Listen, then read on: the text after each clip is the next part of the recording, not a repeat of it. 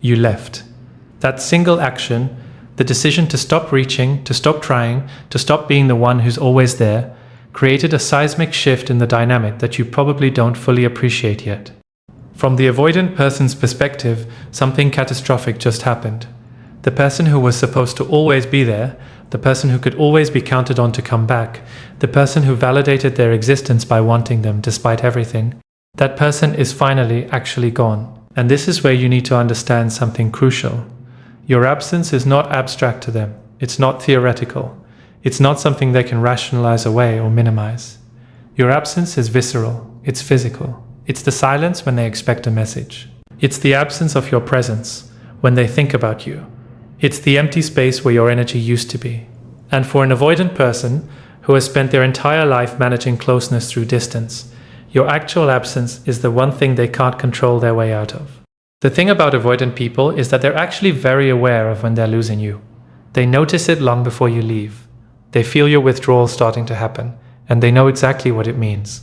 The person they've been taking for granted is starting to fade. The person who would always try again is starting to give up. The person who loved them despite everything is starting to love themselves more. And this awareness creates a specific kind of panic in them, not the panic of discomfort or vulnerability, but the panic of genuine loss. Why your absence matters more than you know.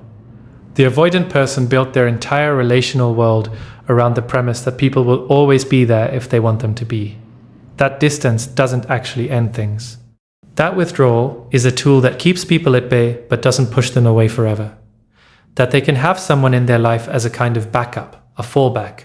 Someone who will always be available if they change their mind. Someone who's always thinking about them, hoping for them, waiting for them. Your absence shatters this belief. Your absence says, "No, I'm done. I'm not waiting for you to figure it out. I'm not holding space for your potential. I'm living my life." And this is more devastating to them than any anger you could express, because anger keeps you connected. Anger says, "I'm still thinking about what you did." But absence says, "I'm not thinking about you at all." Absence says, "You've become irrelevant to my love." And there's no way for an avoidant person to argue with that or control that. They can only experience it. And what they experience is the terrifying reality of actual loss. And the terrifying part, from their perspective, is that they didn't expect you to actually leave. They thought you'd try harder. They thought you'd reach out one more time. They thought eventually you'd soften, or they'd reach out, and everything would go back to the way it was. But you didn't soften, you didn't try harder, you kept your word. And the absence is real. This is where you have to understand the psychology of your absence. For an avoidant person, your absence is not an opportunity for growth. Your absence is a threat. It's evidence that their strategy doesn't work. It's evidence that if they push people away, those people will actually go. It's evidence that love, real love, has conditions. And the condition is that they have to show up. They have to be vulnerable. They have to choose the person over their own fear. Your absence is what makes the fear real in a way that it's never been before. When you were there, they could manage the fear through distance. They could control it. They could pace it. They could decide when to let you in and when to push you away. But your absence is something they can't control. They can't make you less absent by withdrawing further. They can't make you come back by pushing harder. They can only sit in the aloneness of it, and that aloneness is the one thing they've been running from their entire lives. The stages of realizing your absence, what often happens after someone leaves an avoidant person, is that the avoidant goes through stages. First, there's denial. You'll come back. You're just upset. You'll reach out eventually, and when you do, they'll be cool and collected and show you that they're fine without you. This stage can last a while because it allows them to maintain their sense of control. They're telling themselves that the absence is temporary, that you're the one who'll break first. But then, as the absence stretches on, as days turn into weeks and weeks turn into months, something shifts. The denial breaks. And what comes next is often rage. Rage at you for actually leaving. Rage at you for not letting them dictate the terms of how this ends. Rage at you for proving that they can actually be abandoned. Rage at your strength, your boundaries, your refusal to be moved by their pain. This rage can be devastating if you're still in contact, because it often manifests as cruelty. They try to undermine your confidence. They try to make you regret leaving them by making the process as painful as possible. If you're not in contact, if you've truly gone silent and stayed silent, then their rage has nowhere to land. it turns inward. And that's where the real work could begin for them, if they allow it. That's where they have to feel, for perhaps the first time, the full weight of their own behavior. The full weight of what their avoidance cost them. After rage often comes grief. And this is the stage where avoidants often try to reach out, because grief is unbearable when you're alone with it. Grief needs to be witnessed, grief needs to be shared. And the avoidant person might desperately want to contact you, to tell you how much they miss you, to cry with you, to make you understand how much pain they're in. But at this point, if you've truly left, your absence is your boundary. Your silence is your protection. And if you respond to their grief, you're teaching them that pain gets you back. You're teaching them that if they hurt badly enough, you'll come running. And you're destroying any chance they have of actually doing the work. What your absence forces them to face, the thing about avoidant people is that they've spent their lives avoiding intimacy with themselves. They distract themselves with work, with achievement, with new relationships, with anything that keeps them from having to sit alone with their own feelings. Your presence in their life was actually a perfect tool for this avoidance. As long as you were there, reaching for them, they could focus on you and your needs. They could feel like they had a problem to solve, and that problem was you. And solving you meant not having to face themselves. But your absence takes that away. Your absence means they have to sit alone. They have to be with their own anxiety. They have to be with their own emptiness. They have to be with the questions they've been avoiding. Who am I when I'm not running? What do I actually feel? Why am I so terrified of closeness? What happened to me that made me this way? These are the questions that your absence brings to the surface. And most avoidants will do almost anything to avoid answering them. Some will immediately find someone else. Someone new, who doesn't know their patterns yet, who will provide the same rush of early closeness followed by the same withdrawal. Some will throw themselves into work or achievement, trying to prove to themselves that they don't need people, that they're fine alone. Some will reach out to you again and again, trying to recreate the familiar dynamic. Some will convince themselves that you were the problem, and that next time they'll find someone better. But some, and only some, will actually sit with the absence. They'll feel it, they'll notice the anxiety it brings up, and if they have the courage and the support, they might actually start to understand themselves. Not because you stayed to help them, not because you responded to their pain, but because they had to face it alone, and there was no way to escape it, the neutrality of your silence. One of the most powerful things you can do in your absence is maintain neutrality. This means you don't get angry at them. You don't send them messages telling them how much they hurt you. You don't argue with them about what happened. You don't try to make them understand. You simply exist separately from them. You live your life. You move forward. You don't hate them, but you don't engage with them either. This neutrality is devastating to an avoidant person, though probably not in the way you'd think. They don't experience it as kindness. They experience it as the ultimate rejection. Because when you're angry, you're still relating to them. You're still thinking about them. You're still engaged, even if it's in conflict. But neutrality says, you don't matter enough to me to even be angry at. You're not worth the emotional energy. I'm going to live my life and you can do whatever you want. I genuinely don't need a response from you. I don't need your apology. I don't need your explanation. I'm fine without you. And this is where the real psychological leverage is. Not in telling them they hurt you, but in showing them through your absence and your peace that they didn't matter as much as they thought they did. That you survived without them. That you're building something better without them. That your life is fuller and richer without the chaos of trying to reach someone who doesn't want to be reached. Your absence becomes your power. In the beginning, your absence might feel like a loss. It might feel like you're the one missing out, the one who's alone, the one who's suffering. But over time, as your absence stretches on and becomes your normal, something shifts. Your absence becomes your superpower. Your refusal to engage becomes the ultimate boundary. Your silence becomes louder than any words you could say. And the avoidant person, if they're paying attention at all, will notice. They'll notice that you're not reaching out. They'll notice that you're not responding to their attempts at reconnection. They'll notice that you're living without them. And they'll have to sit with the fact that your leaving was not a temporary tantrum or an ultimatum designed to get them to change. Your leaving was real, your absence is real, and the loss is real. This is the part that actually might change them. Not the apologies, not the promises, not the grand gestures, but the simple, unwavering fact of your absence. The fact that you meant what you said. The fact that you left and you stayed gone. The fact that your life continued without them. That's what might finally get through to an avoidant person. Not that you love them, but that you love yourself more.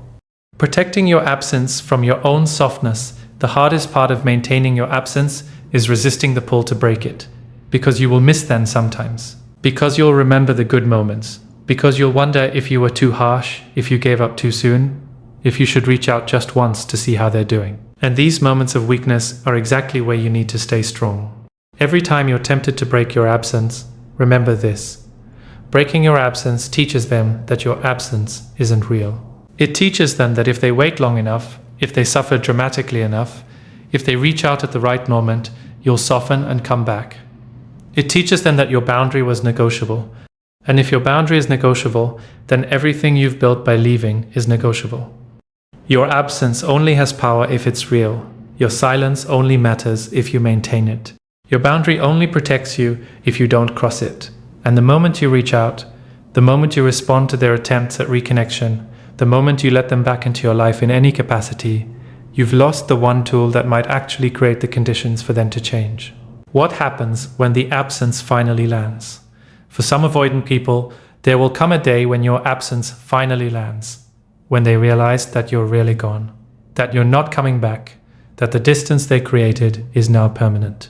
And on that day, they might reach out one final time, not to manipulate or pursue, but to truly say goodbye, not to win you back, but to acknowledge what they lost. And if that day comes, and they're truly different, and they've done real work, then maybe there's something there. But more likely, they'll reach out with the same patterns, just refined. And your job at that point is to recognize it and let it pass. Your job is to let their grief be their grief, not your responsibility. Your job is to protect the peace you've built in your absence, because here's the truth that they need to learn. You were never responsible for making their life better. You were never responsible for waiting while they figured themselves out. You were never responsible for shrinking yourself to fit their limited capacity. And you're still not responsible now. Your absence is your gift to them, the gift of finally being forced to face themselves. What they do with that gift is entirely up to them. And your absence is your gift to yourself, the gift of finally, genuinely, completely being free. The temporary panic of missing you. After the initial shock of your absence, the avoidant person often enters a phase of what might look like genuine concern or missing you. They might think about reaching out. They might have moments where they wonder how you're doing. They might see something that reminds them of you and feel a pang of loss. And in those moments, they might actually feel like reaching out, like breaking their own walls, like trying again. But here's the key. They rarely actually do it. Because the moment the impulse to reach out arises, the old anxiety returns. What if you don't want to hear from them? What if you're angry? What if you've moved on? What if reaching out proves that they failed? And so they don't reach out, or they reach out in a limited way. A like on a social media post, a casual text about something neutral, trying to test the waters without being vulnerable. And when you don't respond, when you maintain your boundary, when you stay absent, that's when the panic really sets in. Because their worst fear is being abandoned, and your absence is the closest thing to that fear that they've actually experienced. They're tasting what it feels like to be the one who's not chosen. They're feeling what it's like when someone they once meant something to is simply gone. How your absence becomes the mirror. What makes your absence so psychologically devastating to an avoidant is that it functions as a mirror. It reflects back to them exactly what they've been doing to everyone. When you were there, reaching for them, and they pushed you away, they had a narrative for it. You were too needy, you were too dependent, you were threatening. But now that you're not there anymore, now that you've withdrawn completely, they don't have that narrative anymore. They have just the silence. And the silence is hard to blame. And in that silence, if they're brave enough to look, they'll see themselves. They'll see how they've pushed people away. They'll see the pattern that repeats across their relationships. They'll see how they've created exactly what they're most afraid of, abandonment, through their own behavior. This is the moment where real change could theoretically begin. But most avoidants don't get here. They retreat back into denial, or they quickly move on to someone else. The few who actually sit with it, for a small percentage of avoidance, your absence becomes transformative, not because it makes you come back, but because it finally, genuinely forces them to face themselves. These are the ones who have the internal resources, the therapy, the willingness, or just the desperation to actually look at what they've done and what they are. And when they do look, really look, what they see is often devastating.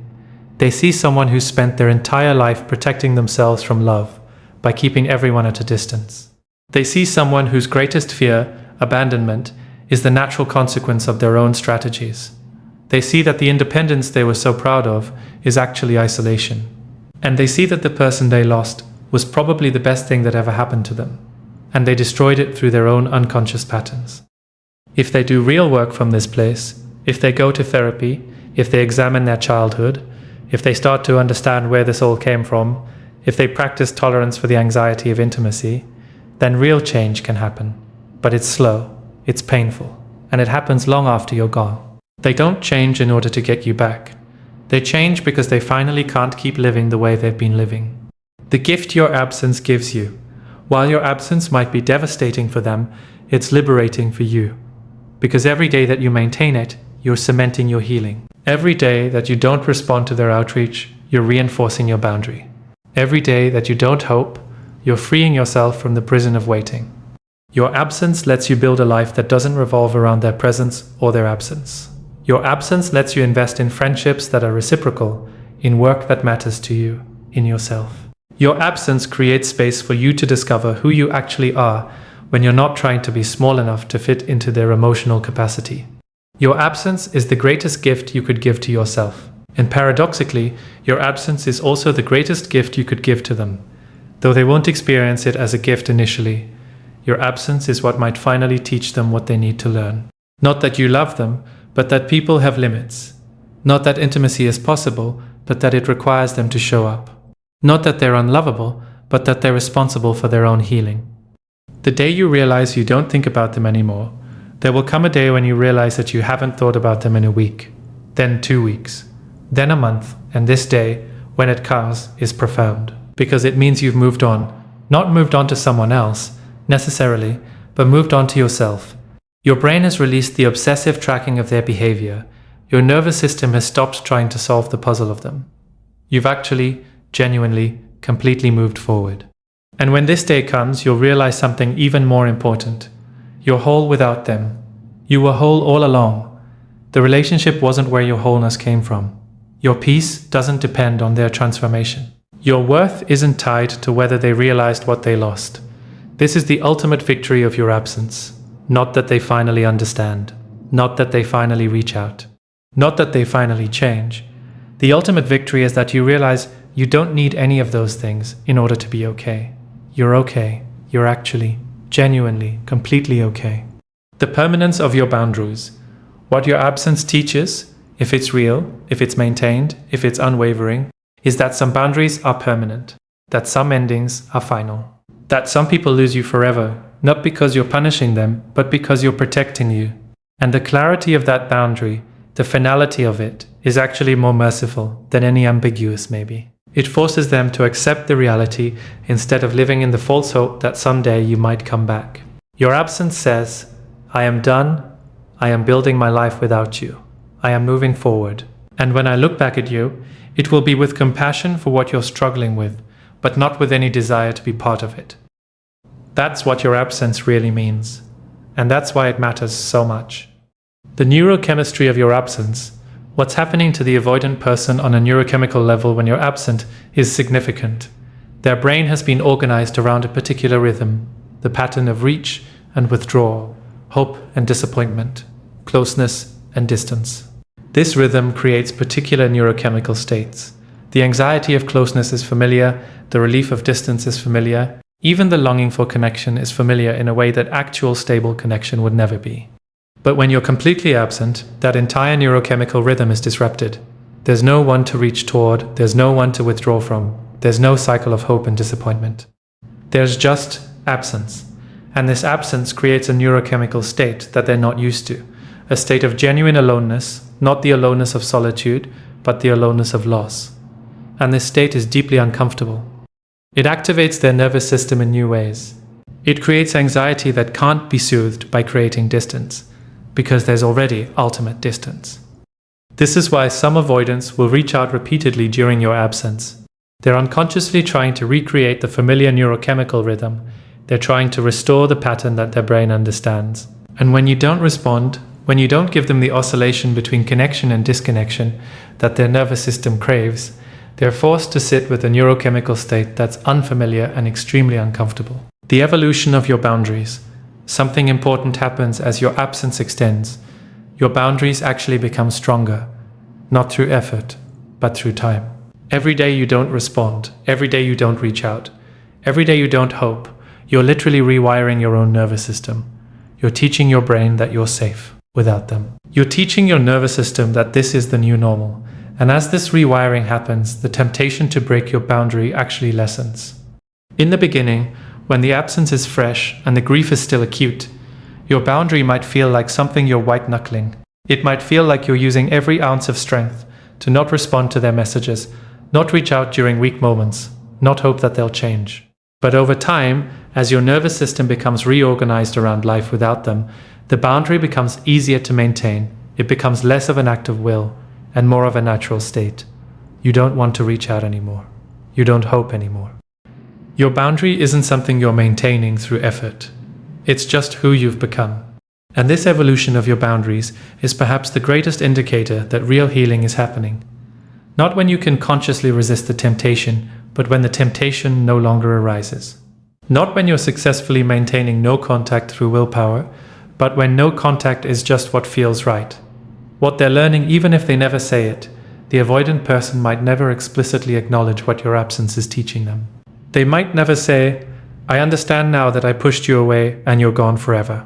They might never articulate the lessons they're learning about love, about consequences, about what they lost, but they're learning them nonetheless. They're learning that distance doesn't actually keep you safe. They're learning that pushing people away has real consequences. They're learning that your absence is a kind of mirror that reflects back their own fear.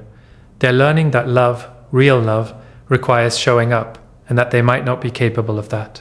They're learning in some deep cellular way what the cost of their avoidance actually is. Whether they do anything with these lessons is their choice. Whether they use your absence to finally transform themselves is entirely up to them. But the lessons are there, available, waiting for them. And you don't have to be present for their learning process. In fact, your absence is what makes the learning possible in the first place. The sacred nature of no contact with the avoidant person, whether it's a complete cutoff or a carefully maintained distance, you're engaging in something sacred.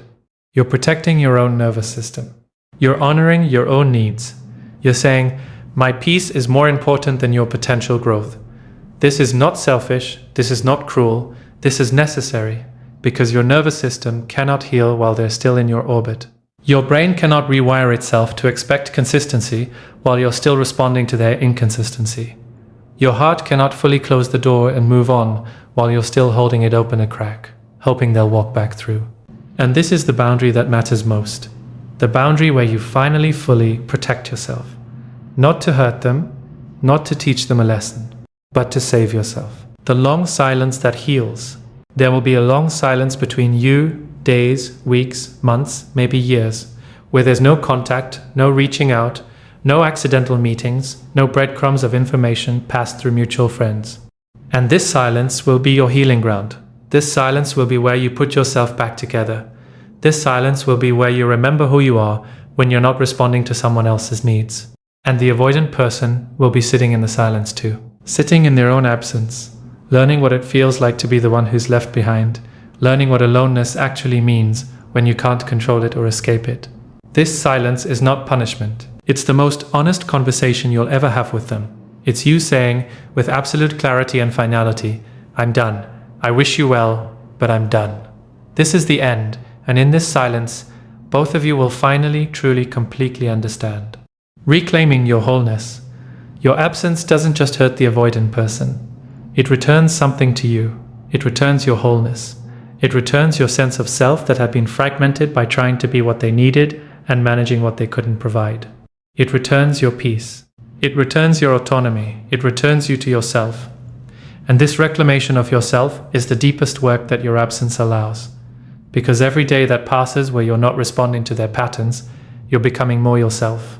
Every day that you're building a life that doesn't revolve around them, you're reclaiming pieces of yourself that you gave away. Every day that you're prioritizing your own healing, you're saying, "I matter, my peace matters, my life matters." This is the sacred space that your absence creates. Not a void, but a space of reclamation.